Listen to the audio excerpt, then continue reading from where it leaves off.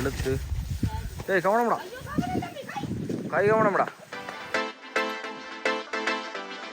Okay வாங்க இந்த வீடியோவில் வந்து ஃபுல்லாக போய் பார்க்கலாம் என்ன சம்பவத்துக்காக நாங்கள் வந்திருக்கிறோம்னு சொல்லி.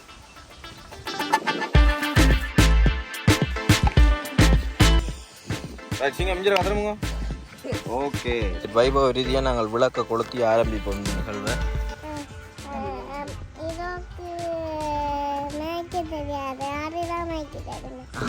நிபந்தனைகளாக குறித்த மேற்படி மாட்டை விற்பதற்கான உரிமை எங்களுக்கு இல்லை.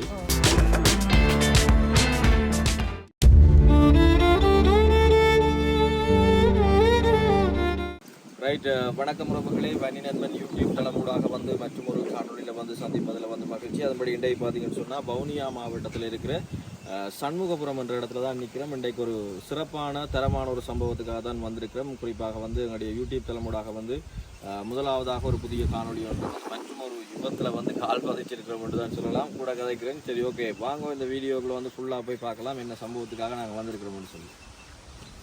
போடுவோம் மாலையை தம்பி வா தம்பியா தம்பியா வீடியோ வீடியோ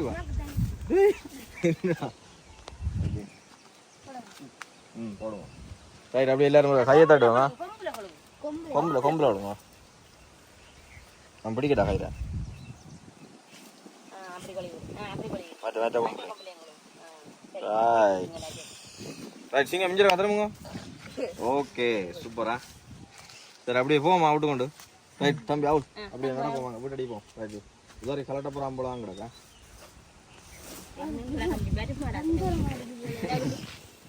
ரைட் இழுக்க வலிக்கிட்டே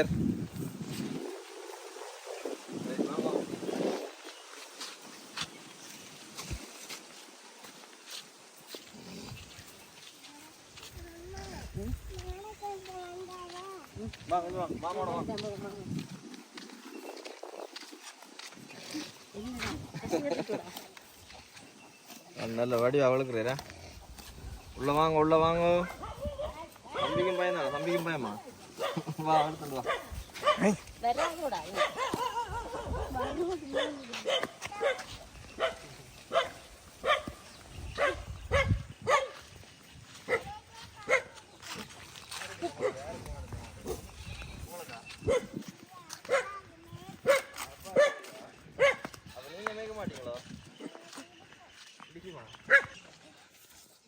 மிகுந்த கஷ்டத்து மாதிரி இதெல்லாம் உடைக்க போகிறான் போடாது. பப்பாசி எல்லாம் கயிறு கிட்டத்தில் இடம் தூர விட்டு எடுக்கணும்.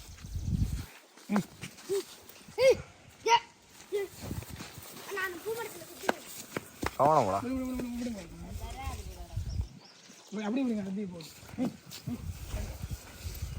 அப்படி எடுத்தோம்னா அதில் உனக்கு கட்டி விட்டு அதில் ஒரு மரத்தில் கட்டி விட்டீங்கடா.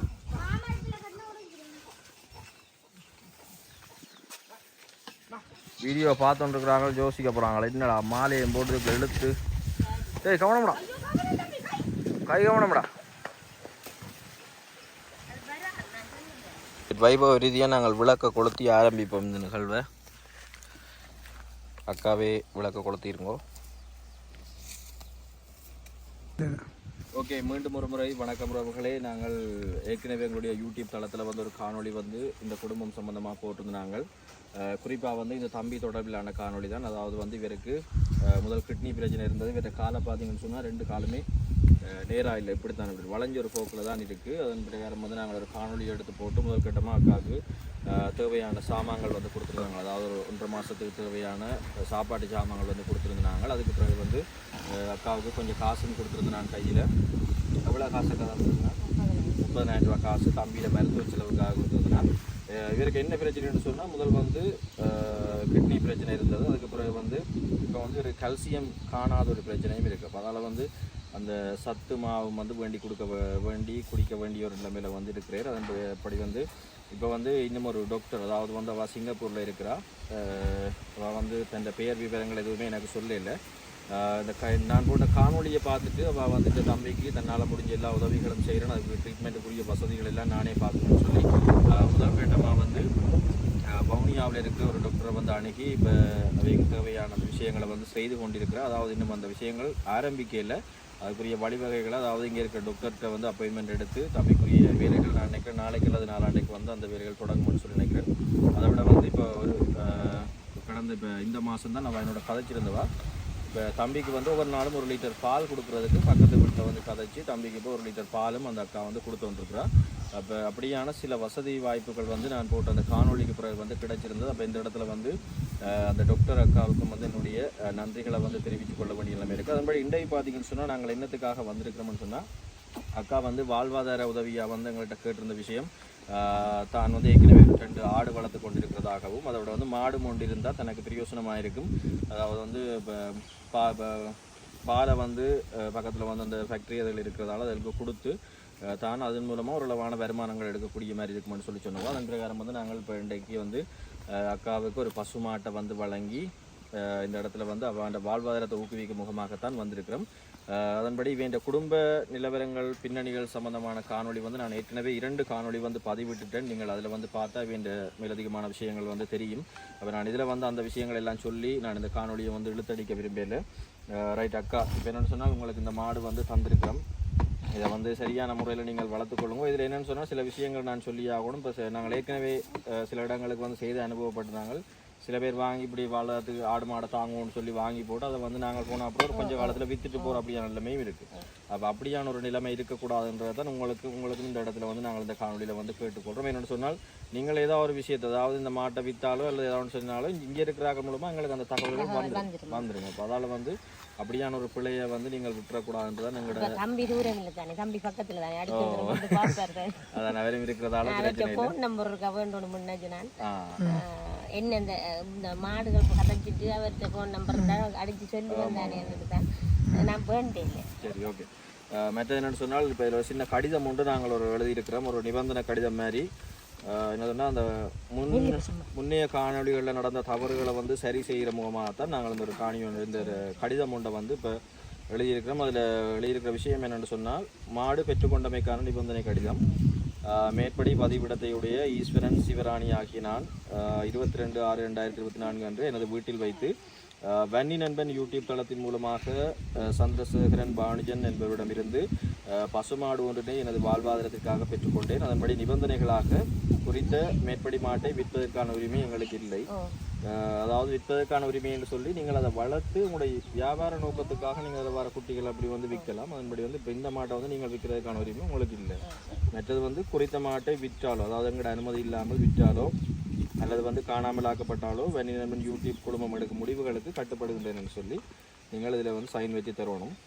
அந்த விஷயத்தை நாங்கள் இந்த வீடியோ நிறைவில் வந்து அதை பார்ப்போம்.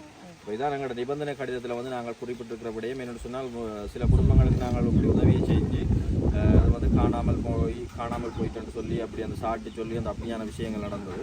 அப்படியான ஒரு விஷயம் நடக்கக்கூடாதுன்றதுக்காக தான் நாங்கள் இப்படி நான் இன்னொன்று சொல்ல விரும்புகிறேன். காணாமல் போகிறதுக்கு கணக்க மாடு கட்டாங்க. ஒரு மாடு நாங்கள் வளவுக்கே கட்டி மேய்க்கலாம், அப்படி வெளியில் கொண்டே மேய்க்கலாம். அப்போ நாங்கள் ஒரு மாட்டை நாங்கள் கவனமாக பார்ப்போம். கணக்க மாடு இருந்தால் தானே தம்பி, இப்போ நாங்கள் இது அவிட்டு விட மாட்டோம் தானே. அப்படி விட்டாலும் நாங்கள் அதில் என்னென்று பார்க்கக்கூடிய வசதி இருக்கு எங்களுக்கு. இப்போ கணக்க மாடை வந்தால் தான் எங்களுக்கு கொஞ்சம் கஷ்டமாக இருக்குது. இப்போ அடுத்ததாக வந்து இன்றைக்கு நான் மாடு வழங்கி இந்த விஷயத்தை வந்து முடிக்க இருக்கிறோம். அதுக்கு முதல் வந்து இன்னொரு விஷயம் செய்ய போகிறோம். அதாவது தம்பிக்கு வந்து இந்த கால்சியம்மா வந்து அக்கா கேட்டிருந்தவா. இப்போ அதுலேயும் வந்து ஒரு 2 டீன் வாங்கியிருக்கிறோம். சரியான விலை கூடினமா என்னக்கா, 5638 ரூபா அடிச்சிருக்கு அந்த சரி தானே. இதுதான் நானும் பயந்து வேண்டாம். மில்க் பவுடர் இருந்தது, இதில் மில்க் பவுடரில் அப்படின்னு இருந்தது. இப்போ இந்த மாவையும் வந்து நாங்கள் இதில் தம்பிக்கு வந்து கொடுக்குறோம். தம்பி சரிங்க, தாங்காது சரியா? என்ன செய்ய போகிறீங்க 2 பேரும் குடிக்கலாம். அண்ணா மட்டும் தான் சரி, அண்ணாக்கு மட்டும்தானே? அண்ணாக்கு வருத்தம் இல்லை சரியா? அண்ணா மட்டும் குடிக்கட்டும், பிள்ளை இது குடிக்கக்கூடாது. ஏன்னா பிள்ளைக்கு வேறு வாங்கிட்டாருண்ணா. சரி, ஓகே. அப்போ இப்போ பார்த்தீங்கன்னு சொன்னால், இந்த உதவியை வந்து எனக்கு ஆஸ்திரேலியாவில் இருக்கக்கூடிய குமார் அண்ணா தான் எனக்கு இந்த அக்கா வந்து வீடியோ வந்து பார்த்துட்டு சரியாக கவலைப்பட்ட என்னோட கதைச்சிருந்தவர். அதில் அதன்படி வந்து எனக்கு அவர் ஏற்கனவே வந்து 1,80,000 ரூபா காசு வந்து அனுப்பியிருந்தவர். அது இப்போ உங்களோட குடும்பம் மட்டும் இல்லை, எனக்கு நான் நினைக்கிறேன் அது ஒரு 3-4 குடும்பத்துக்கான உதவி. அநேகமாக வந்து 2 அந்த மருத்துவ செலவு தேவைப்படுறாக்கெல்லாம் அந்த குடும்பங்களுக்கு வந்து உதவி செய்ய சொல்லி போட்டிருந்தவர். அப்போ அதன்படி வந்து இன்றைக்கு உங்களுக்கும் அந்த உதவியில் வந்து நாங்கள் பிரித்து தந்திருக்கிறோம். அதே நேரம் சுவிஸில் இருக்கிற உதயனண்ணா அவர்களும் எனக்கு உங்களுக்கு இந்த மாட்டை வாங்கி கொடுக்கறதுக்காக 20,000 ரூபா காசை வந்து அனுப்பியிருந்தவர். அப்போ அவைண்ட நிதி அனுசரணை என்ற அடிப்படையில் தான் வந்து உங்களுக்கு இன்றைய தினம் வந்து இந்த மாட்டையும் வாங்கி தந்ததோட வந்து இந்த பால் மாட்டினையும் வாங்கி தந்திருக்கிறேன். அப்போ கட்டாயம் நான் இந்த இடத்துல வந்து அவைக்கு நன்றி சொல்லணும். என்னென்னு சொன்னால் உதயன் அண்ணா எனக்கு வந்து இதோட அவர் 3வது 4வது உதவி திட்டத்தை வந்து என் மூலமாக வந்து செய்து கொண்டிருக்கிறேன். அதே நேரம் குமாரண்ணாவும் அப்படித்தான். குமாரண்ணா வந்து இதோட வந்து எனக்கு 4வது உதவி திட்டம். அப்படி இருக்க வந்து எனக்கும் ஒரு சந்தோஷமான விஷயம். தொடர்ந்து என்னை நம்பி இப்படியான விஷயங்களை வந்து செய்து கொண்டிருக்கிறோம். எனவே மீண்டும் ஒரு முறை ஆஸ்திரேலியாவில் இருக்கக்கூடிய குமாரண்ணா அவர்களுக்கும் அதே நேரம் சுவிஸில் இருக்கிற உதயன் அண்ணா அவர்களுக்கும் என்னுடைய மனமார்ந்த நன்றிகளை வந்து தெரிவித்துக் கொள்கிறேன். அக்கா, அந்த அண்ணாக்களுக்கு ஏதாவது சொல்ல போகிறீங்களா நீங்கள்? எனக்கு எந்த பிள்ளைக்கு நான் 1 லிட்டர் பால் தான் எந்த நாளும் வேண்டி கொடுக்குறேன். இனி இந்த மாட்டிலேருந்து நான் பால் கறந்து இந்த பிள்ளைக்கு கொடுக்க இந்த மாடு தந்தைக்கு நான் நன்றியை தெரிவிச்சுக்கிறேன். ஓகே தம்பி, அந்த அண்ணாக்களுக்கு ஏதாவது சொல்ல போறியா? சொல்லுங்க. அவர் கதைக்க மாட்டேன். மாமாக்களுக்கு நன்றி சொல்லுங்க. நன்றி என்று சொல்லுங்க. மாமாக்களுக்கு நன்றி என்று சொல்லுங்க. நன்றி. சரி, ஓகே தம்பி. இப்போ உனக்காகத்தான் இந்த உதவி எல்லாமே அம்மாவுக்கு வந்து கிடைச்சிருக்கு. இப்போ இது மட்டும் இல்லை, இந்த மாடு தந்தது இது தந்தது. அதுக்கு முதல்ல நான் 30,000 ரூபா காசு வந்து நான் அதோட சாமான்கள் எல்லாம் தந்துருந்தேன். அதுக்கு முதல்ல ஒரு 5,000 ரூபா காசு வந்து தந்துட்டு போயிருந்தேன். இப்போ எல்லாமே வந்து இப்போ உனக்காகத்தான் இந்த உதவி எல்லாம் அம்மா கிடைக்குது. அதாவது இந்த விரத்தம் சுகமாகணும். அம்மா நிறைய இப்போ உங்களால் தான் நிறைய கஷ்டப்பட்டு வந்துருக்குறா. நாங்கள் ஹாஸ்பிட்டலுக்கு போகிறது வாரது, வீட்டில் ஒழுங்கான சாப்பாடு இல்லை, அது நிறைய கஷ்டப்பட்டு வந்துருக்கிறேன். அப்பாவும் வந்து அவருக்கும் காலையில் ஆதார மாடு மேய்ச்சி தான் அந்த வேலையில் வந்து இப்போ மாடு மேய்க்க போயிட்டு அப்போ இந்த இடத்துல இல்லை. அதனால தான் நிறைய இந்த வீடியோவில் காட்டையெல்லாம் போயிட்டு அப்போ இப்படியான ஒரு நிலைமையில தான் நிறைய வாழ்ந்து கொண்டிருக்கிறோம். அதே நேரம் அந்த சிங்கப்பூரில் இருக்கிற அந்த டாக்டர் அக்காவையும் நான் இந்த இடத்துல வந்து நினைவு கூறிக்கொள்கிறேன். அவாவும் இப்போ இந்த தம்பிக்குரிய மருத்துவ செலவுகளை வந்து தான் ஏற்றுக்கொள்கிறேன். அவருக்குரிய அந்த மருத்துவ இதுகளையும் தான் ஏற்று அதுகளை செய்யணும்னு சொல்லி என்னோட காய்ச்சி கொண்டு இருக்கிறா. இப்போ அதுவும் நடந்ததுன்னு சொன்னால் எங்களுக்கு பூரணமான சந்தோஷம். ஸோ பொறுத்து வந்து பார்ப்போம் என்ன நடக்க போகுதுன்னு சொல்லி. ரைட், மீண்டும் ஒரு முறை உதயன் அண்ணாவுக்கும் அதே நேரம் குமார் அண்ணாவுக்கும் என்னுடைய அந்த நன்றிகளை வந்து தெரிவித்துக் கொள்கிறேன். அதோட இந்த காணொலியை வந்து நிறைவு செய்து கொள்கிறேன். வைபவ ரீதியாக ஒரு என்ன கும்பமெல்லாம் வச்சு மாட்டுக்கு ஒரு மாலையெல்லாம் போட்டு ஒரு கொட்டெல்லாம் அடித்து ஒரு சும்மா ஏன் வந்தமா கொடுத்தமா ஒன்று இல்லாமல் ஒரு சின்ன ஒரு நினைவு நாளாக இருக்கணுமன்றதுக்காகத்தான் இப்படி இதை செய்தது. மற்றபடி எதுவும் இல்லை. சரி, ஓகே, இதோட இந்த காணொலியை நிறைவு செய்து கொள்கிறோம். மாட்டோட ஒரு கதைச்சி போட்டு 2 நிமிஷம் மாட்டோட கதைச்சி போட்டு இந்த காணொலியை நிறைவு செய்து கொள்ளும். வேணா தம்பி வாங்க. ப்ரோ வந்துருக்கீங்க ப்ரோ இல்லைண்ணா. சரி, ஓகே. ஏன்னா இவரை இப்போ நிறைய முரண்டு பிடிச்சி தான் நீங்கள் அங்கேருந்து கொண்டு வந்து சேர்த்தது. இப்போ அது ஒரு பெரிய ஒரு பிரச்சனையாக போயிட்டு அதால் இப்போ கிட்டத்தில் ஆளை வச்சு நாங்கள் வீடியோ எடுக்கலாம் போயிட்டு இப்படி தூரத்தில் வச்சு தான் காட்ட வேண்டியதாக கிடக்கு. ஆவு வேண்டா இடிக்க வாரேன். ரெண்டா புது இடம் தானே, புது மனிதர்கள், இப்போ பழக்கம் இல்லாமல் இருக்கிறார். அதுதான் ஒரு பிரச்சனையாக இருக்குது. மற்றபடி எதுவும் இல்லை. அக்காவுக்கு இந்த மாடு வந்து பிரயோசனமாக இருக்கும்னு சொல்லித்தான் நாங்கள் நினைக்கிறோம். இந்த மாட்டின் பெறுமதியை பார்த்தீங்கன்னு சொன்னால் 70,000க்கு வந்து நாங்கள் இந்த மாட்டை வந்து பெற்றுக்கொண்டு நாங்கள் இப்போ குமார் அண்ணாண்ட நிதியிலையும் அதே நேரம் உதயன் அண்ணாண்ட நிதியிலையும் தான் இந்த மாட்டை வந்து நாங்கள் பெற்றுக்கொண்டாங்க. நான் அதில் சொல்ல அந்த நிதி விவரத்தை சொல்ல மறந்து போயிட்டேன். அதோட வந்து மாட்டினும் 2 வாங்கியிருந்தோம் நாங்கள். அந்த அடிப்படையில் அக்காவுக்கு இந்த உதவியை வந்து நாங்கள் பூரணமாக செய்திருக்கிறோம். இவர் தான் அந்த நபர். இவரை வச்சு தான் இன்றைக்கு அந்த சம்பவம் செய்ய வந்த நாங்கள். வேறொன்றும் பெருசாக இல்லை. ஆனால் இந்த குடும்பத்துக்கு வந்து உண்மையாகவே ஒரு பெரிய உதவி, அவ்வளோதான். அதே நேரம் எந்தவித இதுகளிலும் இல்லாமல் நான் கேட்ட உடனே அந்த வீடியோ பார்த்த உடனே எனக்கு இந்த உதவியை செய்த அந்த அண்ணாக்கள் 2 பேருக்கும் இந்த இடத்துல மீண்டும் மீண்டும் நான் நன்றியை சொல்லிக்கொள்கிறேன். அதோட இந்த காணொலியை வந்து இதோட நிறைவு செய்து கொள்கிறேன். நன்றி. மாடு எப்படி இருக்கு? பிடிச்சிருக்கா பிள்ளைக்கு? நல்லா இருக்கா? நீங்களா அமைக்க போகிறீங்க? யார் சாப்பாடு கொடுக்க போகிறீங்க மாட்டுக்கு? என்ன சொல்லுங்க, யார் சாப்பாடு கொடுக்க போகிறீங்க? பால் கறந்தா குடிப்பீங்களோ? யார் யார் கொடுத்து குடிப்பீங்க? அம்மாவுக்கு தனியாக கொடுப்பீங்க? அண்ணாவுக்கு கொடுக்க மாட்டீங்களோ?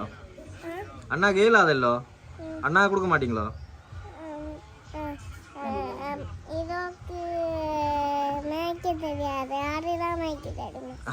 ஆடுதான் மேய்க்க தெரியுமா இருக்கு? சரி, அப்போ உங்களுக்கு மேய்க்க தெரியுமா? உங்களுக்கு இடிக்கும் என்ன?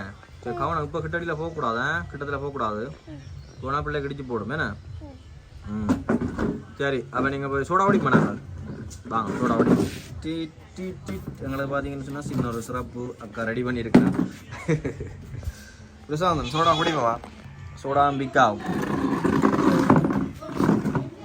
நைட் எடுத்து குடிங்கப்பா. என்ன பிக்கா சாப்பிடும். சாப்பிடும்.